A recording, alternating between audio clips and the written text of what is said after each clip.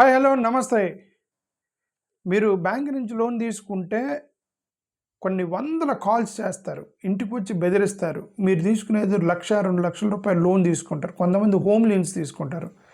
Home loans తీసుకుంటే ఇంటికొచ్చి ఆ హోమ్ లోన్స్‌ని ఎత్తుకెళ్ళిపోతారు. అంటే ఈ ఇల్లుని డాక్యుమెంట్స్ మొత్తం కూడా ఎనివే హోమ్ లోన్ ఇస్తే డాక్యుమెంట్ వాళ్ళ దగ్గరే ఉంటాయి. బట్ బెదిరిస్తారు మిమ్మల్ని. మీ ఇల్లుని స్వాధీనం చేసుకుంటాం ఇవన్నీ చేస్తూ ఉంటారు. ఓకే, సరే ఏదని ఈ ఒక కామన్ మ్యాన్కి లోనుకి ₹1,00,000 20,000 30,000 అసలు టార్చర్ పెడుతూ ఉంటారనమాట లోన్ల కోసం. కానీ కార్పొరేట్స్కి చాలా ఈజీగా లక్షల కోట్ల రూపాయలు, వేల కోట్ల రూపాయలు బ్యాంకు నుంచి తీసుకొని తిరిగి కట్టొద్దు అని చెప్తున్నారు. బ్యాంకులకి ఈ డబ్బులన్నీ ఎక్కడి నుంచి వస్తున్నాయి అంటారు. బ్యాంకులకి ఈ డబ్బులన్నీ ఎక్కడి నుంచి వస్తున్నాయి? ఇన్ని వేల కోట్ల రూపాయలు కార్పొరేట్ వాడికి ఇవ్వడానికి ఎక్కడి నుంచి వస్తున్నాయంటే మీరు కట్టే ట్యాక్స్లే. అకౌంట్ మినిమం బ్యాలెన్స్ లేకపోతే కట్టకపోతే మీకు ఫైన్ వేస్తాడు అనమాట. మినిమం బ్యాలెన్స్ లేకపోతే ఫైన్ వేయటం, ఏటీఎం నుంచి డబ్బులు తీసుకుంటే ఫైన్ వేయటం, పేటీఎం ద్వారా ఏటీఎం ద్వారా పంపిస్తే కమిషన్ చెప్పి వేయటము, మంత్లీ ట్రాన్సాక్షన్, ఒక చెక్ నుంచి వేరే బ్యాంక్ ఖాతాకి నువ్వు చెక్ ఇస్తే ట్రాన్స్ఫర్ ఛార్జెస్ అని చెప్పేసి ఛార్జ్ చేయటం, ఇవన్నీ కూడా రూపాయి, అర్ధ రూపాయి, కోట్ల రూపాయల డబ్బులు తీసుకునేదాన్ని పేదల దగ్గర నుంచి కార్పొరేట్లకు ఎలా ఇస్తున్నారు అనే దాని మీద చాలాసార్లు వచ్చాయి. ఇప్పుడు మళ్ళీ కొత్త కేసు వచ్చింది. నిన్న ఏం జరిగింది? నిన్న వచ్చిన కొత్త కేసు ఏంటి? సుభాష్ చంద్ర 22,006 కోట్ల రూపాయలు, అంటే 22,000 అంటే 6 తీసండి, 6 కోట్లు తీసండి, 22,000 కోట్ల రూపాయలు. సుభాష్ చంద్ర ఎవరైనా? ఈయన ఎంత చేస్తారు? ఎన్సిఎల్టీకి వెళ్ళాడు ఈయన. సుభాష్ చంద్ర ఎస్ఎల్ గ్రూప్ అనమాట వీళ్ళది ఎస్ఎల్ గ్రూప్. సుభాష్ చంద్ర అనే వ్యక్తి ఎస్ఎల్ గ్రూప్ వాళ్ళు. జీ గ్రూప్, ఇప్పుడు మీకు తెలుసుగా, జీ గ్రూప్ తెలుసుగా, జీ గ్రూప్ సుభాష్ చంద్ర అంటారు. ఈ జీ గ్రూప్ వాళ్ళకి ఎస్ఎల్ గ్రూప్ అని కూడా ఉంది. ఈ ఎస్ఎల్ గ్రూప్కి సంబంధించిన కంపెనీలు ఎన్సిఎల్టీకి వెళ్ళాయి. ఎన్సిఎల్టీకి వెళ్తే ఆయన మొత్తం కూడా కొంతమందికి నేను కడతాను మీరు ఇచ్చేయండి, గ్యారంటీగా ఉంటున్నానని చెప్పి లోన్ ఇచ్చాడు. గ్యారంటీగా అంటే లోన్ ఇచ్చేటప్పుడు గ్యారంటీ కూడా తీసుకున్నట్టే కదా. సో గ్యారంటీరు 22,000 కోట్ల రూపాయలు ఆయన అప్పు తీసుకున్నాడు. ఇప్పటికే 22,000 కోట్ల రూపాయలు అప్పు తీసుకుంటే వాళ్ళు నేను కట్టలేమండి, మాకు మాఫీ చేయండి అని చెప్తే 6 కోట్లు కట్టమన్నారు, 6.5 కోట్లు కట్టమన్నారు. 22,000 రూపాయలు నీ దగ్గర ఎవరో తీసుకున్నారు అప్పు. 22,000 రూపాయలు అప్పు తీసుకున్నారు. నేను కట్టలేనంటే సరే 6 రూపాయలు ఇవ్వమంటే 22,000 కోట్ల రూపాయలకి 6 రూపాయలు ఇచ్చేది. ఓకే, మరి ఈ మిగతా డబ్బులు ఎవరు ఇవ్వాలి? ఇప్పుడు అలాగే 22,000 కోట్ల రూపాయలు ఈ జీ గ్రూప్ వాళ్ళు తీసుకుంటే, అంటే గ్యారంటీ కానీ ఎవడైనా సరే ఎవడో ఒక లోన్ తీసుకుంటే అండ్ నేను కట్టలేనని చెప్పి వీళ్ళు దివాలా కార్యక్రమానికి వెళ్తారు. వీళ్ళు మేము కట్టలేము, ఇన్సాల్వెన్సీకి వెళ్తారు. ఇన్సాల్వెన్సీకి వెళ్తే 6.5 కోట్లు కడితే సరిపోతుందని తీర్పు ఇచ్చిందండి ఎన్సిఎల్టీ వాళ్ళు.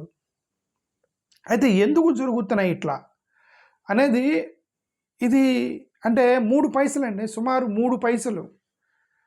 మీరు రూపాయి తీసుకుంటే దానికి 3 పైసలు తిరిగి కట్టిస్తే మిగతా డబ్బులు ఎవరి అది నేను చెప్తాను, మనం కడతాం అనమాట అవన్నీ కూడా. ఇప్పుడు ఇతను ఇదేమైనా ఫస్ట్ ఇది గతంలో వీడియోకాన్ వాళ్ళకి ఎంత ఇచ్చారు? 64,839 కోట్ల వీడియోకాన్ కంపెనీ, ఎందుకు టీవీల కంపెనీ. వీళ్ళు 64,839 కోట్ల రూపాయలు వీళ్ళు బ్యాంక్ నుంచి లోన్ తీసుకుంటే వీళ్ళు ఇలానే ఐసిఎల్టీకి వెళ్ళి మేము కట్టలేమని చెప్తే 3,000 కోట్లు కట్టమన్నారు. 64,000 రూపాయలు తీసుకుంటే 3,000 కట్టమన్నారు. జెట్ ఎయిర్వేస్ వాళ్ళు ఎంత తీసుకున్నారు? సుమారు 95% వేవ్ చేసింది జెట్ ఎయిర్వేస్ వాళ్ళు కూడా. 95%. రిలయన్స్ కమ్యూనికేషన్ వాళ్ళకి 94,000 కోట్ల రూపాయలు, అంటే 1,00,000 కోట్ల రూపాయలు వేవ్ చేస్తారు రిలయన్స్ వాళ్ళకి. ఓకే, 23,000 కోట్ల రూపాయలు ఈ రిలయన్స్ వాళ్ళకి సంబంధించిన రికవరీకి సంబంధించిన ఇష్యూ ఉంది.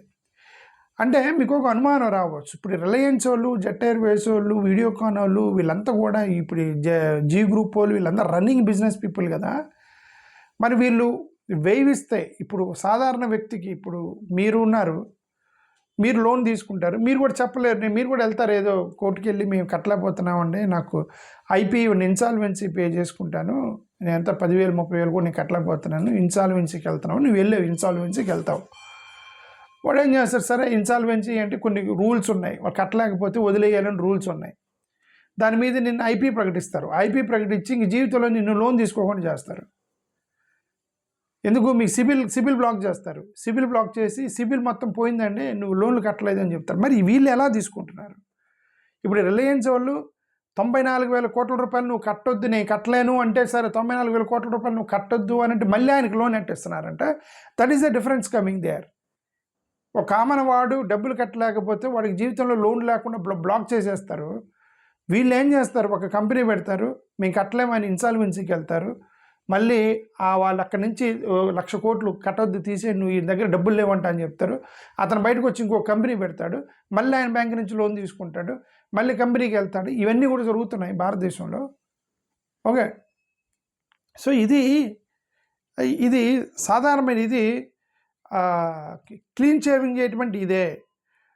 2020-21లో 90,000 కోట్ల రూపాయలు వేవ్ చేశారట. ఇట్లా 90,000 కోట్ల రూపాయలు 2020-21లో, 21-22లో 58 కోట్లు, 58,000 కోట్లు, 22-23లో 72,000 కోట్లు, 23-24లో 58,000 కోట్లు, 24-25లో 40,000 కోట్ల రూపాయలు. ఈ 5 ఏళ్లలో కలిపి 3 లక్షల కోట్ల రూపాయలు, 3 లక్షల కోట్ల రూపాయలు బ్యాంక్ నుంచి ఎగ్గొడితే వీళ్ళు నువ్వు కట్టాల్సిన అవసరం లేదని చెప్పి వాళ్ళు రుణమాఫీ చేసింది.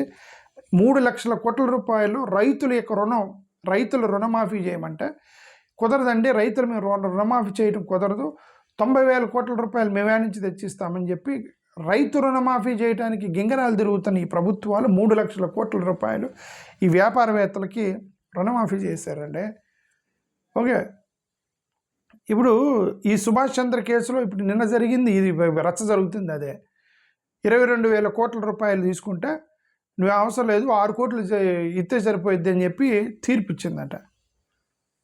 ఓకే, ఈ గతంలో కొంతమంది పారిపోయారు. విజయ్ మాల్యా ఏం చేశాడు, బ్యాంక్ లోన్ తీసుకొని మొత్తం భారతదేశానికి గుండు గీసి పారిపోయాడు విజయ్ మాల్యా. నీరవ్ మోడీ ఏం చేశాడు, పంజాబ్ నేషనల్ బ్యాంక్కి సంబంధించి గుండు గీసిపోయాడు. మెహుల్ చోకే గీతాంజలి గ్రూప్ ఇతను నితిన్ అండ్ చేతన్ సందేశరా, వీళ్ళు స్టెర్లింగ్ బయోటెక్ వాళ్ళు, జతిన్ మెహతా, విన్సమ్ డియోమా వాళ్ళు, హితేష్ పటేల్ స్టెర్లింగ్ బయోటెక్ ఇతను కూడా, సంజయ్ భండారి డిఫెన్స్ సంబంధించి, Sunny Kalra PNB bank loan bank, Vinay Mittal bank load, Mohammed ఎహలా బ్యాంక్ ఫ్రాడ్, వీళ్ళన్నీ కూడా ఏం చేశారంటే ఇక్కడ తీసుకొని విదేశాలకి పారిపోయారు. మనం ఏం చేయలేకపోయాం, వాళ్ళని విదేశాలకు పారిపోయారు అంతే. ఓకే, సో ఈ సిస్టమ్ ఇది ఎలా జరుగుతుంది, వీళ్ళు ఎలా చేస్తున్నారు, ఈ సిస్టమ్ ఎందుకు ఇలా రన్ అవుతుంది అనేది మనకైతే తెలీదు. దీన్ని ఎలాగా ఆపుతారు, ఎవరు ఆపాలి అనేది కూడా ఇక ప్రజల్లో నుంచి చైతన్యం రావట్లేదు. ఒక ఆర్డినరీ పర్సన్ అయితే ఒక 10 లక్షలు లోన్ తీసుకుంటే పేమెంట్ మిస్ అయితే క్రెడిట్ స్కోర్ పడిపోయింది, సిబిల్ స్కోర్ పడిపోయింది అని చెప్పి లీగల్గా ఇంటికి వచ్చి గొడవ చేసి రచ్చరచ్చ చేసి ఇక నేను కట్టలేనండి అని చెప్తే నీ బంధువులకు ఫోన్ చేసి, ఆడికి ఫోన్ చేసి, ఈడికి ఫోన్ చేసి, నిన్ను వెధవన చేసి, ఓకే మొత్తం చేసి, తర్వాత నువ్వు ఇన్సాల్వెన్సీకి వెళ్తే ఇక నువ్వు జీవితంలో లోన్ తీసుకోకుండా చేస్తారు. బట్ వీళ్ళు ఎలా చేస్తున్నారు, వీళ్ళు ఎలాగా 10,000 కోట్ల, నువ్వు 10,000 తీసుకుంటే బ్లాక్ చేస్తున్నారు. 10,000 కోట్ల రూపాయలు లోన్ తీసుకుంటాడు ఈ రీస్ట్రక్చరింగ్కి వెళ్తాడు, నేను కట్టలేనని చెప్పి రీస్ట్రక్చర్ చేయమంటాడు. రీస్ట్రక్చరింగ్ పేరుతో అవి కూడా ఫెయిల్ అవుతాడు.